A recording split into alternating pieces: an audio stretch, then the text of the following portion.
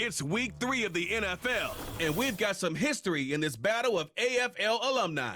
It's the Broncos and the Raiders. All that and more coming up next.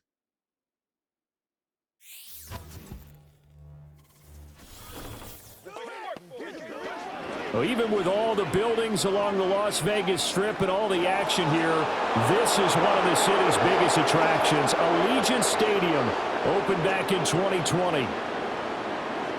Hi again, everyone. Alongside Charles Davis, I'm Brandon Gordon. And Charles, we look at the Raiders here entering play, an early season tilt. And when it's an early season tilt, should be ready to roll.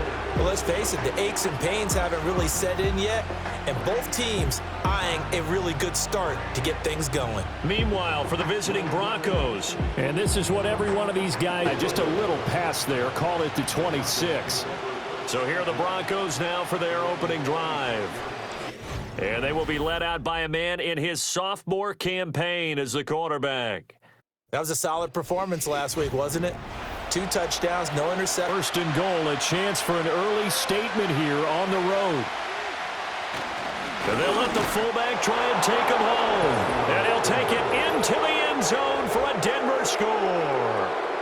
A great effort there with his first career NFL touchdown. And the Broncos are on the board first here in Vegas. And they yard line just across the 25. So here comes the Raiders offense now onto the field. And leading him out is their rookie quarterback, the young man out of Alabama. And we're talking about a young man who's been the talk of the NFL here in September. Came in and looked right at home. It's first and goal. They'll stick with the passing game as he looks to throw. And he'll take it into the end zone for a Raider touchdown. It's their quarterback. His 3rd touchdown now on the year. And the Raiders are an extra point away from drawing level. And this is a balancing act for a head coach with a rookie quarterback. You've got to walk a line with him. You don't want him getting happy feet, but you also don't want... Warren will cross the line. He's in. Touchdown, Raiders. Did my eyes deceive me, or was that an eye formation play that was just run there for a touchdown? A little old school eye. How about that? Was that a fullback, tailback, running it into the end zone? Well, that's what that fullback's for, right? That's why you use that. Let him pave the way. Oh, without a doubt. He's an extra blocker, and he did his job well. Well, knowing them and knowing what we just seen, I think they're throwing it again, don't you? I think you have to. I think in this situation, you kind of run out of your running plays, fire another one into the end zone. He had a man open, but he missed him, and it's incomplete.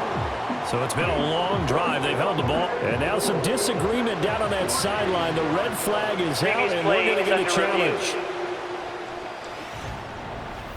They're taking a peek at whether or not those feet were in bounds, and obviously a big call here in the end zone. And not just the feet. How about the hands? How's the ball possessed while the feet are hopefully getting down in bounds? That's what they're trying to look at. 5 as they get ready for 2nd and goal. Going right side is White. And he's over the line and in for a Raider touchdown. Zamir White, his first touchdown here of the new campaign. And the Raiders answer back with a touchdown of their own to break our tie and take the lead here in the 4th. And this is a time of game where... We get you reset here. They come up on a 2nd down now in a game that looks like it's going to go down the wire. Now it's Nix. Oh, no, he lost the football. And the Raiders pick it up. And his crew will take over at their own 45-yard line. And they were hoping to get down there, get the score, and get this thing into overtime. How deflating. Absolutely. I mean, let's face it, heartbreaking. They had an opportunity, had a chance, and probably were feeling pretty good about what was going on.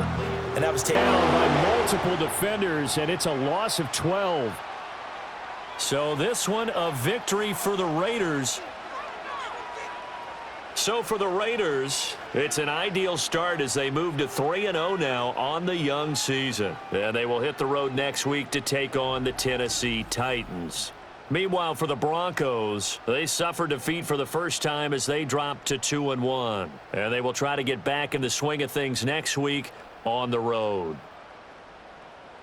So that'll do it for my partner, Charles Davis, and the best darn crew in the industry. I'm Brandon Gaudin. This has been a presentation of the NFL on EA Sports. Celebration time.